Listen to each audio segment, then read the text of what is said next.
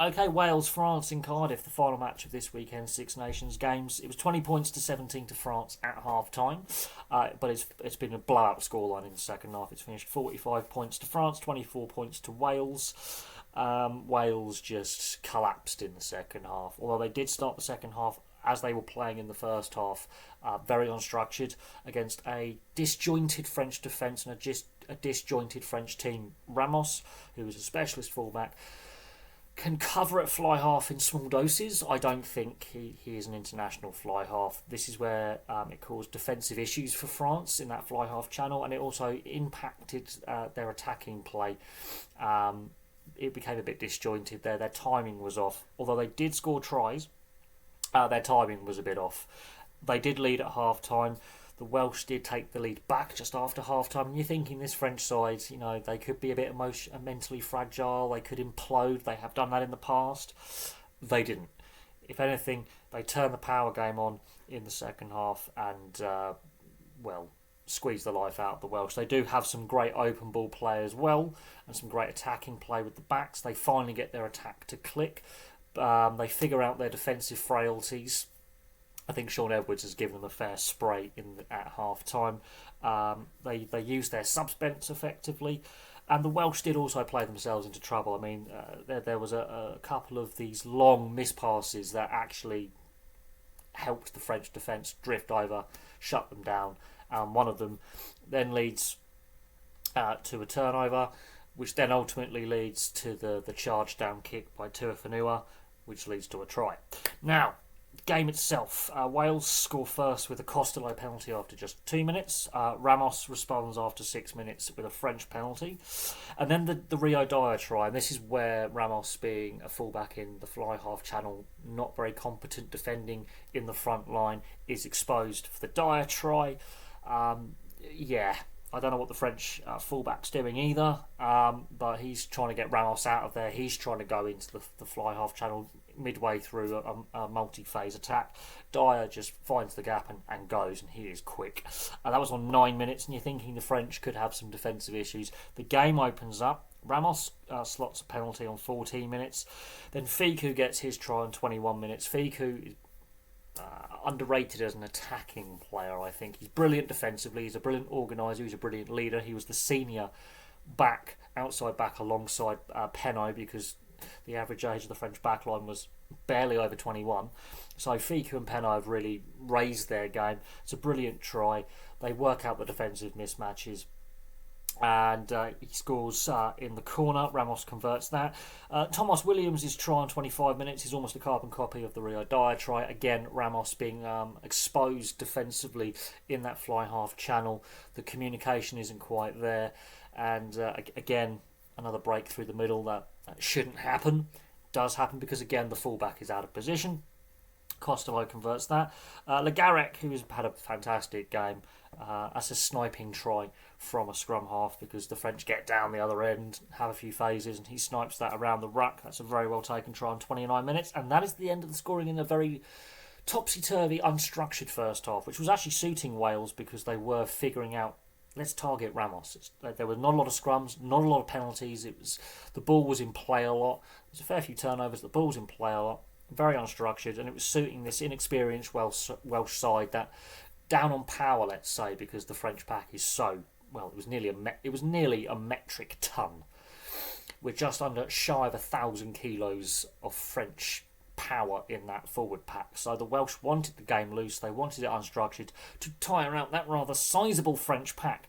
Then you look at the French bench and you look at the size of Tuafanua, Colombe, and some of the other French forwards to come on. It doesn't get much lighter, and I think this was the problem, is the Welsh didn't take full advantage of Ramos's weaknesses in that fly half channel.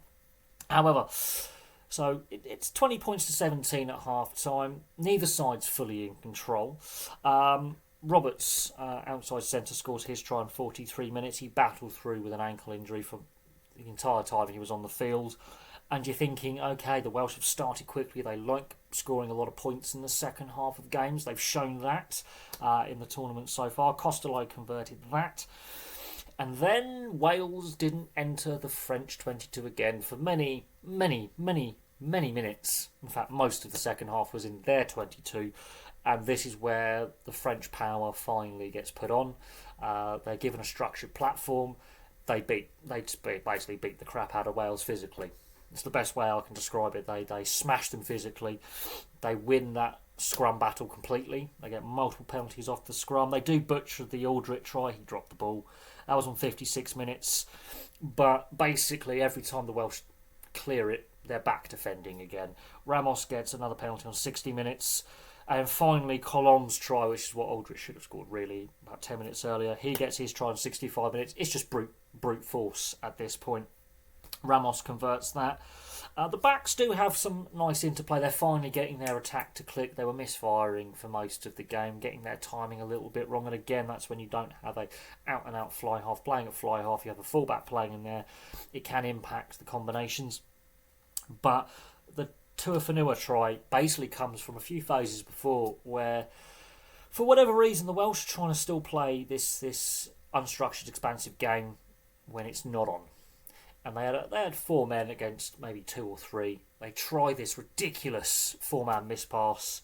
Biarri reads it defensively, smashes Adams, the winger. It completely, just put it through the hands, put it through a few phases. You're going to make space. You're going to move They're trying too much. They're overplaying there. A few phases later, the charge down off the box kick by Tuafonua. That's 69 minutes. That's another try. Ramos converts that. Then there's the Ramos penalty on 74 minutes. And then Luku's try right at the end. Again, the Welsh just couldn't get out of their half. They did have a brief period breaking down the French end of the field, only to knock it on. They didn't have a lot of ball in the French half.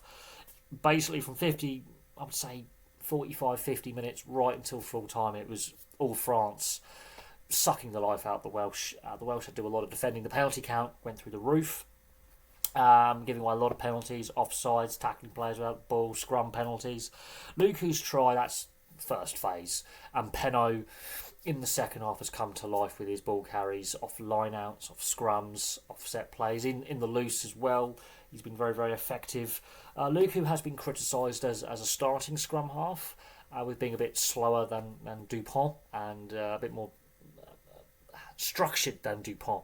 But Le Garrec had opened the game up. He was brilliant, bringing his forwards and backs into play. Luku comes on against a very tired Welsh defence, and he does score a very well worked try in that blind side wing channel. And Penaud being involved as well has had a key impact on the game. One of his best games without actually scoring. I think Penaud deserved a try today. He's had a very subdued Six Nations, but he was brilliant today. In fact, I think in the second half the French responded to that dismal second half against Italy, their misfiring performance against Scotland, that poor performance against Ireland.